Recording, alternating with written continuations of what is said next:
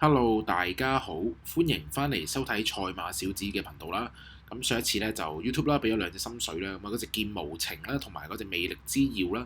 咁隻劍無情就冇辦法啦嚇，咁啊放唔到出嚟。咁呢啲均速馬咧放唔到出嚟就唔使睇嘅嚇。咁所以就睇下可能下一場佢會唔會有啲步速比較慢，或者佢易啲放出嚟嘅時候咧，再去做一個跟進咁樣嘅嚇。咁至於嗰隻魅力之耀咧，咁啊其實當日咧都係比較利前置啦。咁其實佢嗰啲位置咧都係攞得唔錯啦。咁但係楊明璘穩位始終都係爭少少啦。咁去到最尾嗰30米左近呢隻馬係明顯係可以飆上嚟嘅。咁所以就同個冠軍啊嘛，即係第一名啦嘛，差少少啦。佢2、3、1名咧都要影順分勝負，所以爭好少好少。咁有少少可惜啦，因為都成19倍啦。咁但係位置咧都有成4倍左近咯嚇，咁都非常之唔錯嘅嚇。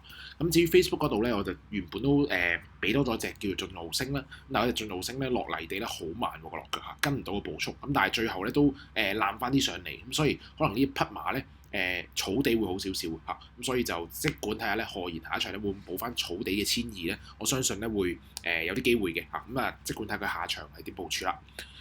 咁咧就嚟緊啦，聽日星期三嘅賽事啦，跑馬地咧係會採用3+3嘅跑道啦。咁我嘅心水咧就係揀咗第4場嘅4班1200米嘅賽事嚟嘅嚇。咁呢一場賽事咧，咁就點會揀呢場？因為我覺得呢一場咧好多對手都非常之弱嘅嚇。咁唔知邊一匹會即係入到嚟咁樣啦。因為有啲馬可能又好耐冇出啦，咁有啲馬就冇狀態啦，咁有啲馬就可能新少少啦，有啲馬咧就係以前跑開，但係咧目前都冇乜狀態。咁所以咧我就揀咗呢場咧搏咧，睇下會唔會有啲爆冷嘅機會咧可以入到嚟嘅嚇。咁我咧今場咧就揀咗咧就11號嘅海洋帝君。咁點解要揀呢匹海洋帝君呢？咁呢匹海洋帝君咧，咁暫時嚟講咧，到 so far 咧都係冇嘢睇嘅嚇。但係今場咧佢有個變數咧，個變數咧佢跑翻咧就跑馬地嘅1000二。咁呢一個跑馬地1000二係點咧？咁上季尾啊，其實821嘅賽事咧，無顯東去騎呢一場咧，就跑呢個跑馬地1000二啦。咁其實佢末段追翻嚟嘅餘勢係唔錯㗎嚇，即係跑過第6名啦。咁但係你見到3、4、5、6名咧，其實都係輸非常之少嘅。咁嗰場咧就爭少少咧就爆冷。咁但係佢同嗰啲咩馬咧？嗰陣時好當鋭嘅維港激流啦嚇，同埋智勝攻略啦嚇，同埋今季嘅燃心星都係唔錯嘅馬嚟嘅嚇。咁包括咧佢後邊嘅喵喵季啊，今季咧啱啱咧都已經交代咗㗎啦，跑馬地1000二。咁所以我覺得今場咧佢攞住個3檔去跑3+3欄咧，我覺得有少少着數啦。咁加上佢嗰場嘅821場次啦，已經試咗跑馬地咧，個性能應該係冇乜問題嘅嚇。咁爭少少可惜咧，如果咪就爆咗個冷 place 啦。咁然之後咧就過咗個暑假啦，初出嗰場咧就跑場泥地咧就試一試啦。嗰場泥地咧其實走勢都係唔差嘅喎嚇，其實都係識追啲嘅。楊明璘跑得輸5個馬位咧就跑第8啦。咁你當佢開氣啊唔需要太過介懷啦嚇。咁跟住咧就再跑場泥地草地嘅1000二咧，呢一場咧雖然咧就話跑咗個第6，輸6個幾馬位，咁但係呢一場嘅賽事水準咧其實係唔差嘅嚇，即係包括非凡時刻、快活英雄其實都係今季已經係有啲表現㗎啦，快活英雄都2 win 啦嚇。跟住非凡時刻咧，其實非凡時刻呢匹馬咧其實都已經即係都唔算太差咁啦，雖然未贏到啦，但係上場增程1650好似係爭少少啦嚇。跟住你見到亨記咧其實識追2步嘅，其實啱啱咧翻沙田咧都入 Q 㗎啦嚇。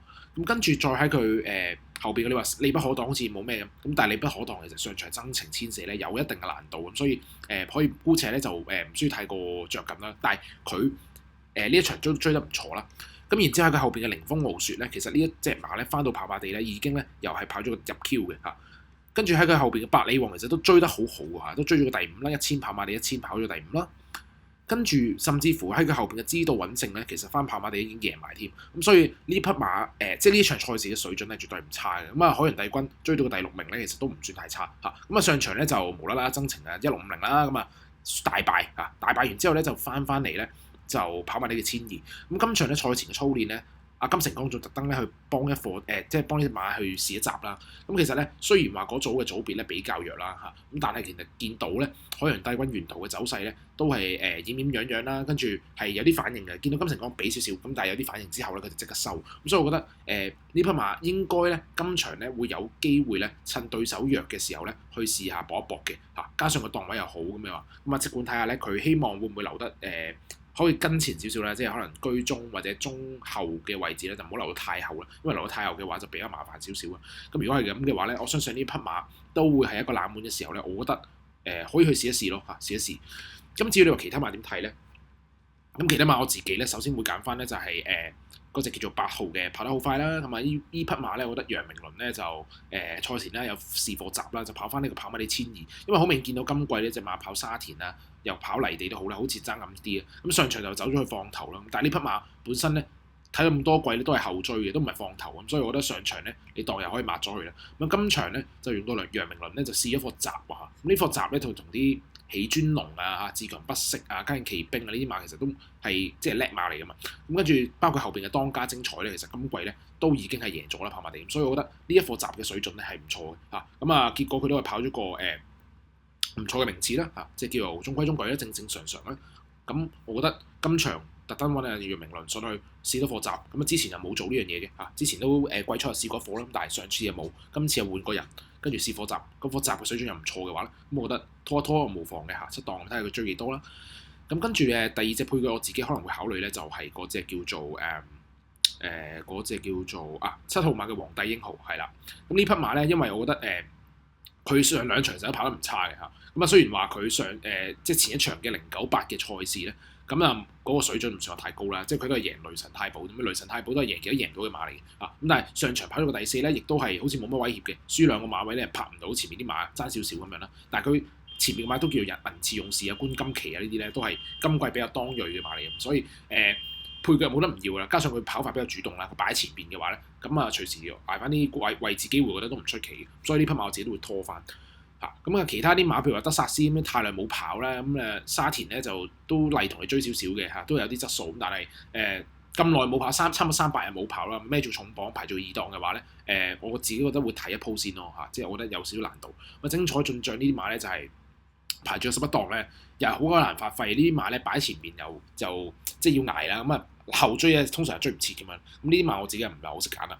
咁啊，多年冠星嘅新馬就再睇下先啦。第一次嚟跑馬地，咁啊競馬一心咧就今季完全冇狀態嘅馬啦，暫時就咁啊睇下等先啦。咁啊加州得力咧，咁啊跑嚟跑去都咁上下咧，我自己都唔要噶啦嚇。咁啊用到麥道羅希望咧佢可以孭少少飛。咁但係加州得力咧呢一場有機會咧會恰啲對手弱咧，可能跑啲位置機會都可能會有。咁但係呢匹馬真係好失望，好失望嚇。我自己都跟過1-2次，但係都係麻麻地咁，所以我自己都唔係好想要啦。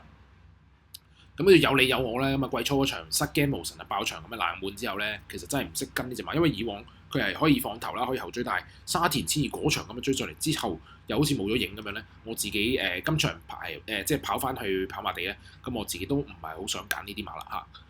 咁啊，瑞高呢匹馬咧就而家去到一個即係有少少瓶頸位嘅位置啦，即係1650咧就留唔到啦，即係馬個頭揈嚟揈去啦。咁上場有選明啦咁樣，咁呢啲馬就好難捉摸噶啦嚇。咁啊，但係5班有啲競爭力啦，咁4班暫時真係未證明過咧，我自己都唔係好想要啦，哪怕佢排1檔。咁晉王勝都係未得嘅馬啦嚇。咁啊，金塊飛飛12檔咧，有啲難跑啊嚇，即係本身我自己都可能會拖一拖，咁但係12檔就真係有啲難搞。咁所以我就傾向於如果4場賽可以掕啦嚇。咁但係如果一般3甲就未必遇到佢啦。咁所以總括而言咧，我今場嘅心水啦，就係想試一試嗰隻11號馬嘅海洋帝君啦。咁配腳方面咧，我自己會揀翻咧6號馬嘅跑得好快啦，同埋7號馬嘅皇帝英豪嘅。咁如果大家都中意我嘅分析嘅話咧，都希望幫手 share 啦、like 啦，同埋 subscribe 我嘅 channel 啦，同埋開埋個鈴鈴啦。咁下次有新片嘅時候咧，你就會第一時間收到通知噶啦。咁我哋下條片再見啦。